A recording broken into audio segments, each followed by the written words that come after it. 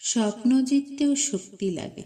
স্বপ্ন দেখা সহজ, কিন্তু স্বপ্ন পূরণ করা সেটাই আসল যুদ্ধ। কারণ স্বপ্নের পেছনে দৌড়াতে হলে দরকার পরিশ্রম, ধৈর্য আর নিজের উপর অটল বিশ্বাস। প্রতিদিন সামান্য একটু করে এগিয়ে যাও। আজ মাত্র 1% উন্নতি করলেও 1 বছরে তুমি এর আগের চেয়ে 37 গুণ ভালো হয়ে যাবে। কিন্তু প্রতিদিন যদি সামান্য করে পিছু হটো, তবে 1 বছরে তুমি প্রায় শূন্যে নেমে যাবে। তুমি যে পথে হাঁটছ সেটি নির্ধারণ করবে তোমার ভবিষ্যৎ। তুমি উন্নতির দিকে যাচ্ছ না পতনের দিকে যাচ্ছ। মনে রেখো, সফলতা কখনো হঠাৎ করে আসে না। এটি ছোট ছোট অভ্যাস, নিয়মিত প্রচেষ্টা আর না থেমে এগিয়ে চলার ফল। স্বপ্ন শুধু চোখে দেখার জিনিস নয়, এটি পরিশ্রমে গড়া যায়, অধ্যবসায়ে গড়া যায় আর বিশ্বাসে টিকে থাকে।